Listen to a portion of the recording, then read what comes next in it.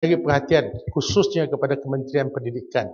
Pada tahun 2004, ianya dipisahkan menjadi dua, Kementerian Pelajaran dan Kementerian Pengajian Tinggi. Dan saya masih ingat pada ketika itu sebagai wakil rakyat penggal pertama. Dan apabila berpisah, nampaknya mungkin secara kebetulan berlakunya kes di mana 128 orang pelajar pelbagai kaum yang tidak dapat memasuki IPTA mengikut subjek-subjek ataupun kursus yang mereka nak pilih. Itu pada tahun 2004. Dan pada tahun ini kita nampak perkara yang sama secara kebetulan digabungkan semula dan berlakunya perkara yang sama. Ini saya nak menarik perhatian Dewan. Kita kena melihat perkara ini secara objektif. Tidak kira Melayu, India atau Cina, sesiapa sahaja kalau mendapat markah 4 flat sepatutnya diberi tempat. Dan saya sudah lama mengikuti perkembangan yang berlaku dalam Kementerian Pengajian Tinggi sejak tahun 1999. Malahan saya pernah berdialog dengan mantan Menteri Pelajaran pada tahun 2001. Kenapa Keliap tidak boleh memasuki universiti walaupun pelajar terbaik diperakui sebagai oleh Majlis Peperiksaan Malaysia. Dan sebab itulah pada tahun 2002 ditukar jadi sistem meritokrasi. Dan saya melihat perkara ini adalah satu perkara yang perlu diberi perhatian oleh pihak pucuk pimpinan kerajaan. Kerana baru-baru ini kita dapati rata-rata 3-4 hari ini wakil rakyat tidak senang kerana menerima daripada rayuan-rayuan daripada pelajar-pelajar yang tidak dapat memasuki universiti. Yang saya khawatir sekarang ialah pelajar-pelajar sama ada dari matrikulasi ataupun STPM. Mereka ini sememangnya kena mengisi borang. Kalau ikut peraturan dulu, dia terus bagi 8 pilihan. Dan kalaulah kita diberikan tawaran ke tempat ke-8, mereka ini kalau nak merayu tidak boleh kerana memang salah satu pilihan. Tetapi ingin saya mengatakan di sini, sistem ini dah berubah.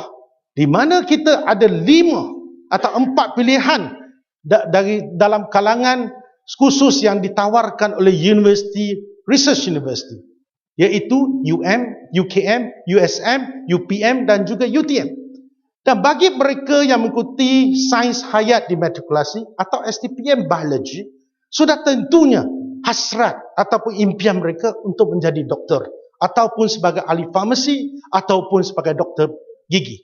Dan dalam konteks ini, apabila seseorang tu dipaksa untuk mengisi borang sebegini demikian, Research University 4 dia letak medik dan kemudian 8 lagi ruang untuk UPU lain selain daripada Research University. Mereka isi 4. Tetapi apa yang jadi masalah, dia kata 4 tak boleh, nak isi 8. Masalahnya ialah kalau dia isi 8, diberikan tawaran ke-8, dia terperangkap kerana itu khusus yang mereka tak nak. Kerana dia hanya ada 8 pilihan. Jadi saya minta Kementerian Pendidikan tengok balik. Kalau kita nak persalahkan pilihan kamu pelajar, tak betul. Kerana mereka terperangkap dalam keadaan ini. Tak kira Melayu, India, Cina. Bagi saya, kita melihat perkara ini, kita kena tengok sistem ni telah memerangkap pelajar. Jadi saya rasa apa yang berlaku pada tahun ini, saya yakin 2-3 ini lebih ramai lagi pelajar yang mendapat 4 flat maka penuh tidak dapat khusus yang mereka miliki. Itu pertama. Biar saya habis dulu, tak apa, nanti saya berkeluar. Kedua, dari segi pengiraan markah co-curriculum, saya pun rasa pelik. Kalau mulai tahun 2002, masa itu Hasan Said sebagai ketua pengarah, dia mengatakan 10 markah itu adalah markah co-curriculum.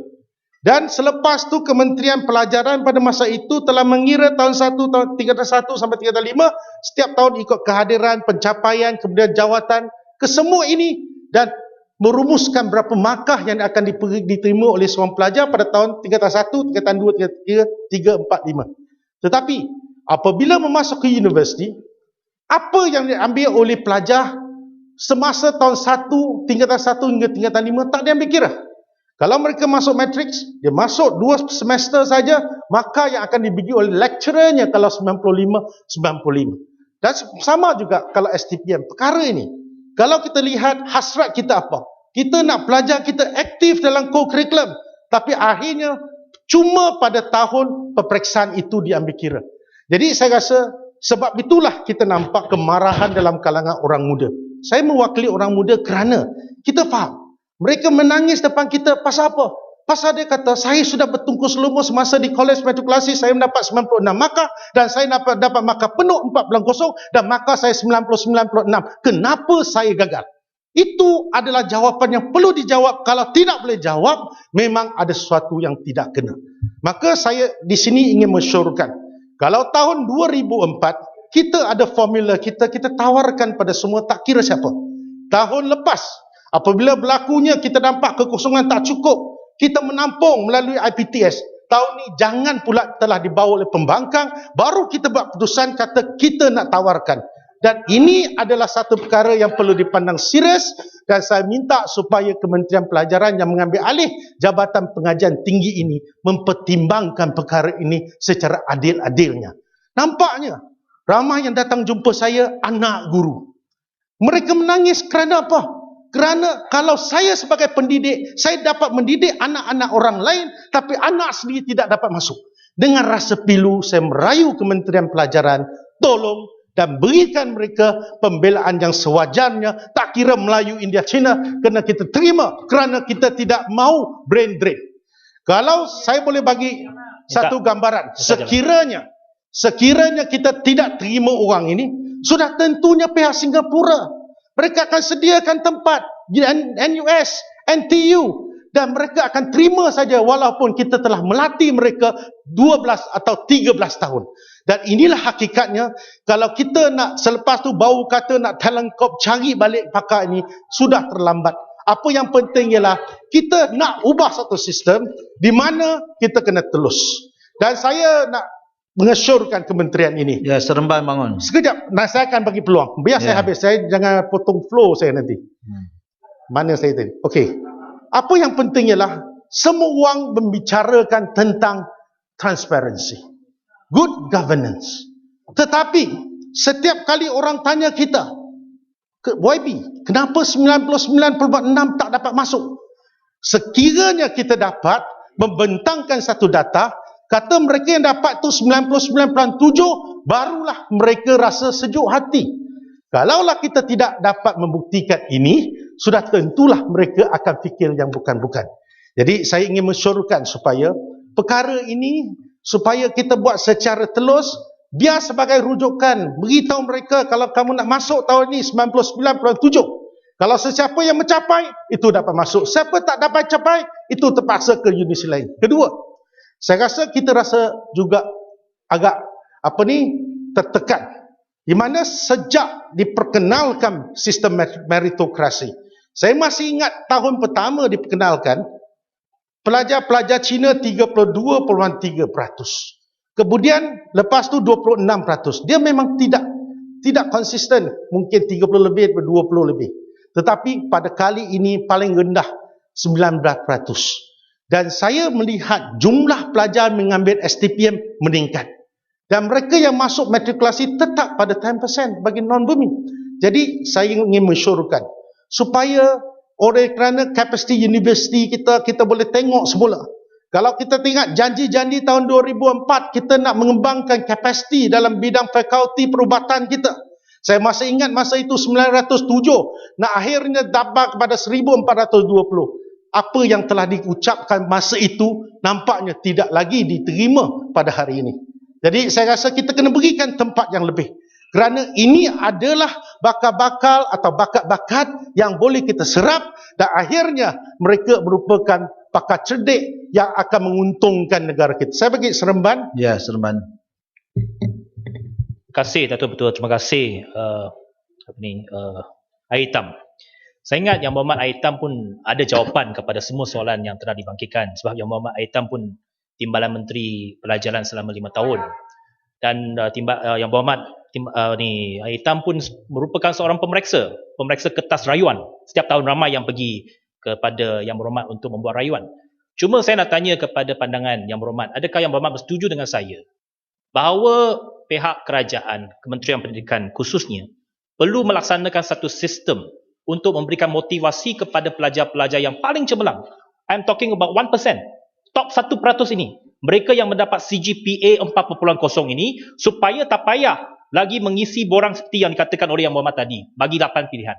Hanya bagi kepada top ini, CGPA 4.0, apa pilihan pertama mereka, kita terus bagi kepada mereka. Ini cadangan yang saya rasa perlu dipraktikan kalau kita nak mengekalkan minda yang terbaik dalam negara kita. Saya faham. Ya. Terima kasih Yang Berhormat Seremban kerana bagi bola tanggung pada saya. Saya memang tunggu lama ni. Pertama, Yang Berhormat kata saya pernah duduk Kementerian Pelajaran. Betul. Yang saya jaga bukan universiti. Itu pertama saya beritahu Yang Berhormat.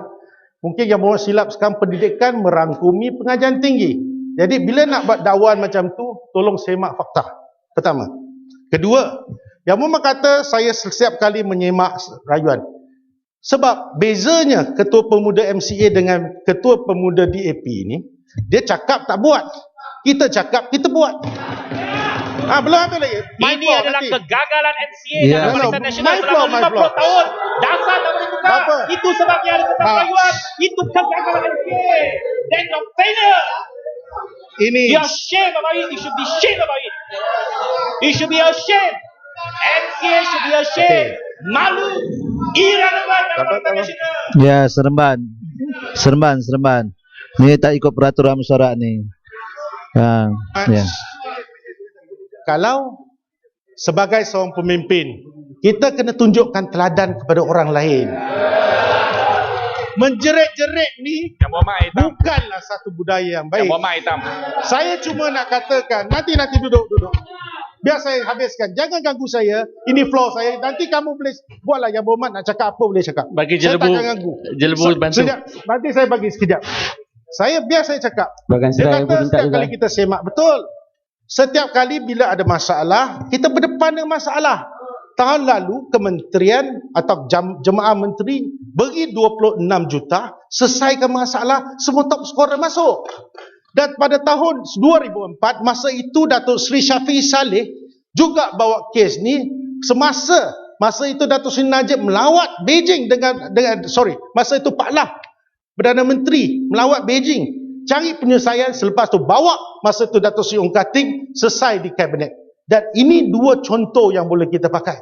Jadi pada hari ini saya nak penyelesaian, saya bukan nak cari publicity, saya cuma nak beritahu tolong selesaikan masalah ini. Apa salahnya? Kemudian saya nak beritahu Yang Berhormat, nanti duduk. Tak apa.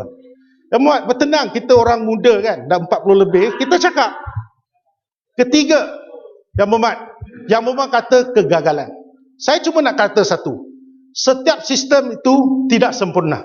Sebab itulah kita kena sempurnakan mana sistem yang tak betul, seperti mana yang saya katakan. Dulu 8 pilihan. Sekarang kita kena tengok RU. Yang Berhormat tak tahu, tak pernah tengok borang, mana tahu. Bila dia kata dia dapat tawaran keempat UPU, kalau kita dengar penjelasan ini, seolah-olah masuk akal. Pasal apa? Dia dapat pilihan keempat. Apa nak rayu lagi? Tetapi bagi mereka yang mendapat markah penuh perfect, maka mereka ada negotiation power. Mereka ada bargaining power. Sebab tu saya kata ini bukan pada Melayu, India, China, semua sekali. Kalau anak kita dapat keputusan baik itu, kita juga mahu anak kita dapat keputusan yang baik. Apa yang berlaku sekarang? Semasa rayuan, mereka tak boleh merayu khusus-khusus kritikal ini. Mereka hanya boleh diberikan khusus seperti perhutanan. Kalau anak kita mendapat CGPA 4.0, saya tak yakin sebagai ibu bapa kita sudi menerima keputusan dan takdir Tuhan ini. Jadi saya rasa ini yang penting. Yang Berhormat nanti saya tak ada masa. Biar nanti Yang Berhormat boleh cakap lah. Saya cuma nak kata Yang Berhormat. Yang Berhormat Setiap minta kali- penjelasan. Yang Berhormat kata Belum. semua sistem tak sempurna, tapi tak perlu Sekejap. 50 tahun demi 1 tahun. Duduk. Itu Ni Bandar Kuching pun tak ikut peraturan ni. Sila duduk. Ya. Ini Bandar Kuching Bandar Ni Kuching. hitam, saya Jadi minta kita gulung. kena. ya, boleh ambil Saya bagi soalan jelebu. ke? Ya.